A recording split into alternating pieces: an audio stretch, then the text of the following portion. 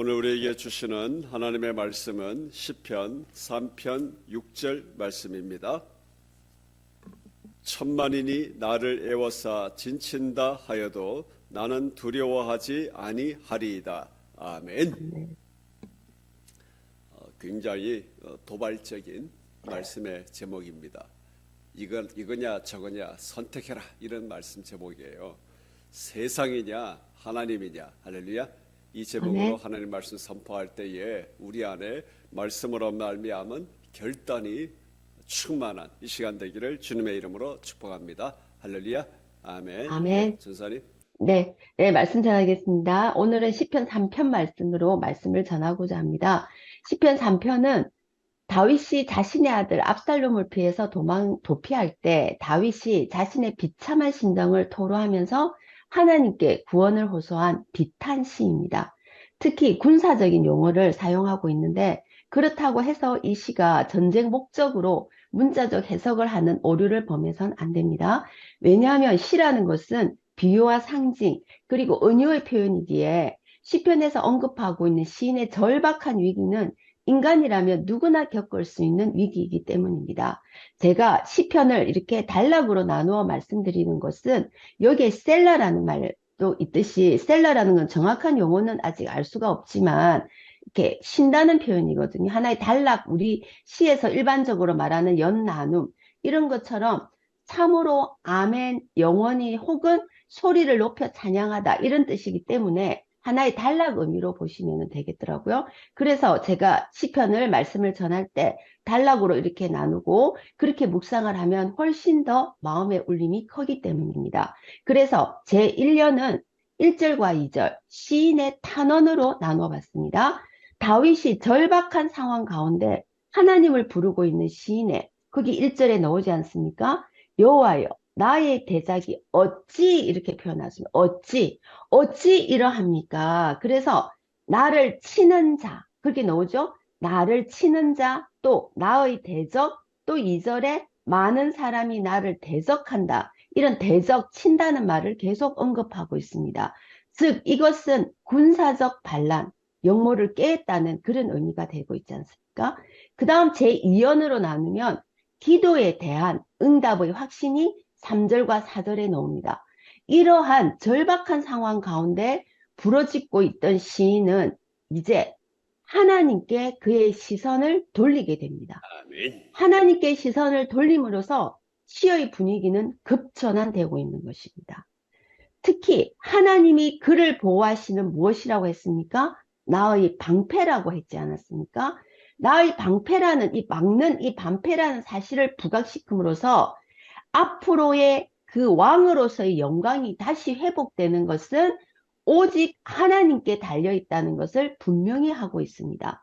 거기에 또 나의 방패시오, 나의 영광이시오, 그리고 나의 머리를 드시는 자라고 시인은 묘사하고 있는데, 이 부분은, 머리를 든다는 이 부분은 판사가 법정에서 그 피고인의 머리를 이렇게 세우면서 당신은 무죄요 하고 하는 그러한 행동과 연관되어 있다고 하는데, 이는 곧 왕이라는 직분을 회복시킨다, 영예를 회복시킨다, 이러한 의미가 들어가 있다고 봅니다.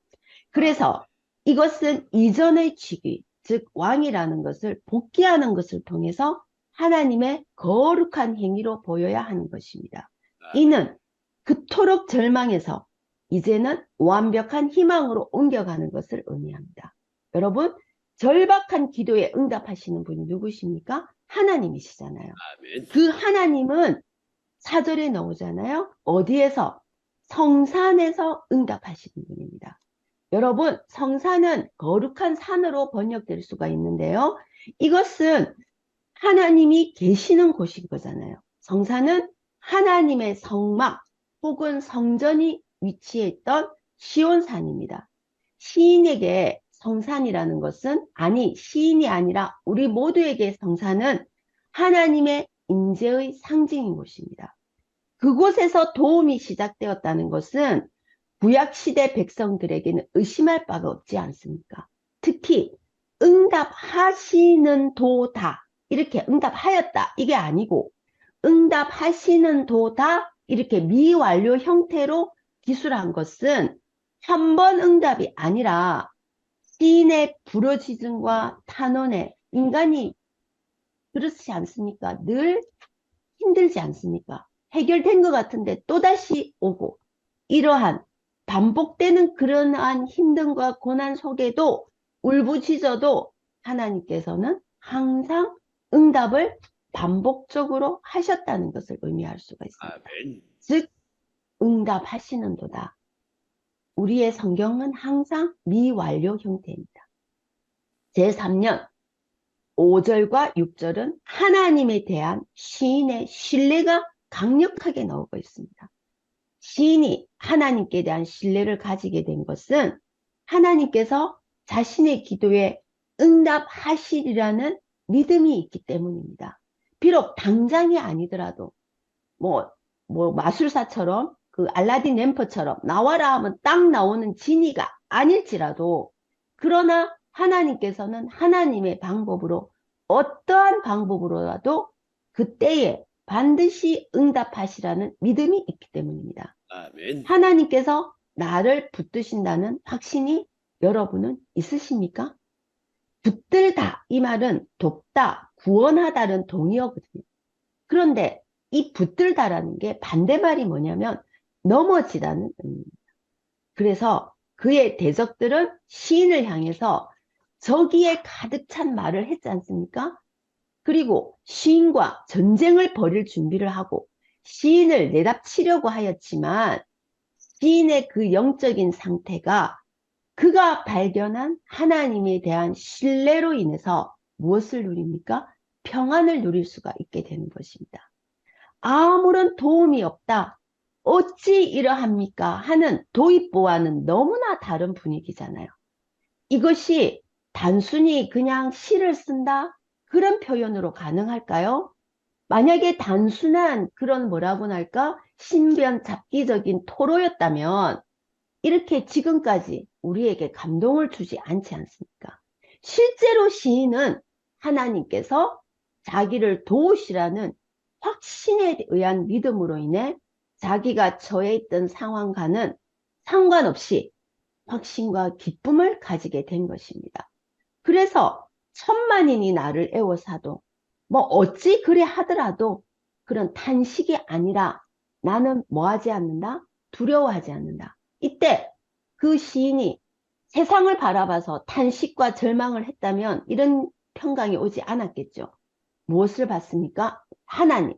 모든 시선을 하나님께 고정시킬 때 천만인, 만만인, 뭐 억만인, 억조 아무 상관이 없는 거죠. 왜? 하나님은 그 위에 있기 때문입니다. 그래서 시라는 것은 이런 넋두리가 아닙니다. 시를 쓸 때 일기처럼 넋두리를 적으면 혼자 자위인 거죠. 그거는 시가 아닙니다. 보통 시를 쓸 때 넋두리를 많이 적거든요. 그게 아니라 그러면 막 그 인터넷 떠도는 시들 보면 오글오글 그리는 이유가 뭡니까? 넋두리잖아요. 그러나 이렇게 자기의 모든 감정을 들어 진짜일 때 그러니까 기술적인 측면이 아니라 진심을 토로하고 그리고 시는 항상 희망을 적어야 돼요. 절망은 시가 아닙니다. 이거는 문학적으로도 그렇습니다. 시는 절망을 낳는 순간 그거는 쓰레기통에 버려야 합니다. 항상 시는 그래서 우리가 시편이 왜 높이 찬양되느냐? 희망을 주지 않습니다. 아멘. 그런데 세상 시는 뭐 자아개발 뭐 여러 가지 다른 게 있지만 우리는 우리의 희망의 시는 어디에 있다고요? 세상 아니고 하나님께 있다고 믿습니다. 아멘. 그래서 마지막 사연의 종국적 하나님의 승리의 강구가 이제 7, 8절에 짠 하고 나타납니다. 확신을 얻은 시인이 하나님께 드리는 기도문입니다. 이제 시인은 전쟁, 영적 전쟁이든 육적 전쟁이든 모든 전쟁에 관해서는 인간의 힘으로는 부족하고 있는 하나님께서 그들을 통해 싸우실 때만 성취할 수 있다는 사실을 인식했습니다. 아멘. 시인의 여호와여 일어나소서라고 하는 이 표현은 민수기 10장 35, 36절에도 여호와여 일어나서 주의 대적들을 흩으시고 주를 미워하는 자로 주의 앞에서 도망하게 하소서 하는 광야에서 이스라엘이 행진할 때 언약궤의 출발을 알리는 신호를 연상하게 합니다. 즉 언약궤와 함께 진군하신 하나님께서 이스라엘을 위해 싸워 주실 것을 간청하고 있는데, 이는 하나님께서 일어나 그들과 함께 하실 때만이 그들의 수요가 헛되지 않을 것이고 승리가 찾아온다는 것입니다. 그리고 시인은 대적들에게 모욕을 당한 데 대한 그 나름의 그 마음이 있지 않습니까? 우리 정말 그 대적하는 자에 대한 우글우글하는 그런 마음이 있잖아요. 나는 괜찮아. 그들을 다 용서하리라. 그거 저는 그게 아니지 않습니까? 그런데 그걸 내가 한다는 게 아니라 그 솔직하게 하나님께 아뢰는 거죠. 그랬더니 이는 대적을 모욕하는 상징적 행위인 하나님께서 어떻게 한대서요? 원수의 뺨을 쳐주신댔잖아요. 통쾌하지 않습니까? 이걸 하나님께 우리도 의뢰해야 됩니다. 정말 뺨을 쳐줄 원수들이 한두 명입니까? 그죠? 우리 북한에 거기에 가서 양 뺨을 그냥 해도 모자라는 거 아닙니까? 그쵸? 그것을 하나님께 뺨을 쳐달라고 기도를 해야 하는 거예요. 동시에 대적에 뭐랍니까? 이를 꺾으셨다 했잖아요. 그래서 그건 뭡니까? 대적이 꾹소리 못하고 그냥 팍 엎드려라는 거잖아요. 시인은 이러한 확신으로서 3편, 시편을 마무리합니다. 아, 여러분, 인생의 수많은 근심과 문제, 나의 문제도 첩첩산중이고, 나라를 봐도 첩첩산중이고, 세계를 봐도 첩첩산중이잖아요. 그때 우리는 속된 말로 내가 뭐 한다고 찔락거리면 안 되는 겁니다. 우리는 모든 시각을 하나님께 고정해야 합니다. 왜? 문제를 바라보면 안 되고, 늘 많이 듣는 말이잖아요. 누구를? 문제를 다루시는 하나님을 바라봐야 합니다. 문제보다는 문제를 다루시는 하나님께 내 시선을 고정시켜야 된다는 거예요. 아멘. 민수기 13장에 그 여호수아 갈렙의 그 정탐꾼 이야기 있지 않습니까? 12 정탐꾼은 가나에서 본 거는 모두 똑같잖아요. 그런데 모세에게 보고한 내용은 딱 2가지로 나누잖아요. 세상이냐 하나님. 한 부류는 10명의 정탐꾼이 자신들을 이끌어 메뚜기 같다고 하고 안 됩니다. 그들의 밥 됩니다. 그랬잖아요. 그런데 여호수아 갈렙은 어떻게 했나요? 우리가 곧 올라가서 그 땅을 취하자. 능히 이기리라. 그게 가능합니까? 지금 보나마나. 저도 그런 게 참 많잖아요. 부산 유해일인. 안 됩니다. 그죠? 10명의 전탐구처럼. 안 됩니다, 목사님. 근데 목사님은 여호수아 갈렙이시다고. 된다니까? 우리가 곧 올라가서 그 땅을 취하자. 능히 이기리라. 그래서 저도 이제 여호와의 갈렙의 눈이 되었습니다. 그들 모두가 본 땅은 똑같아요. 그러나 시각의 차이로 그 땅을 주겠다고 허락하신 하나님을 신뢰할 때만이 그때와 방법과 모든 것은 내가 정하는 게 아니잖아요. 하나님 어느 날 툭. 제가 유해린 교회에 이렇게 새벽을 설교를 전할 줄 제가 작년 이맘때 24년 1월 22일 제가 상상이라도 했겠습니까? 어디로 가야 하나요, 주님? 제가 졸업은 다가온데 저는 어디로 가야 할까요? 뭐 여기가 아닌 것 같습니다. 이러고 있었습니다. 저는 절대로 생각을 못했습니다. 하나님을 신뢰했죠. 하나님 주실 것을 믿습니다. 저 고쫓게나 그 겨자씨 같은 그 마음을 하나님께 보시고 이 머나먼 부천 땅에 매일 비행기를 타는 여자로 제가 부활을 했다는 거죠. 사람은 다 똑같지 않습니다. 똑같은 것을 보고도 똑같은 상황에 처해있더라도 어떤 사람은 소망이 없다, 망했다 이런 말을 자주 하잖아요. 지구 종말이 다가왔다. 그 본인이 웃지 않습니까? 그죠? 아니 정말 그렇게 곧 예수님이 재림한다. 자기가 하나님인가? 어떻게 합니까?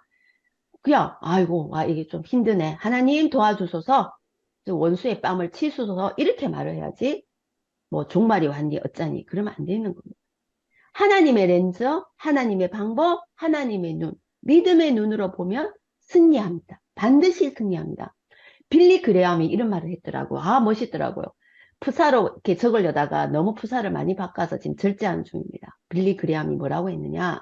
세상을 크게 보면 하나님이 쫓겨나게 보는데요.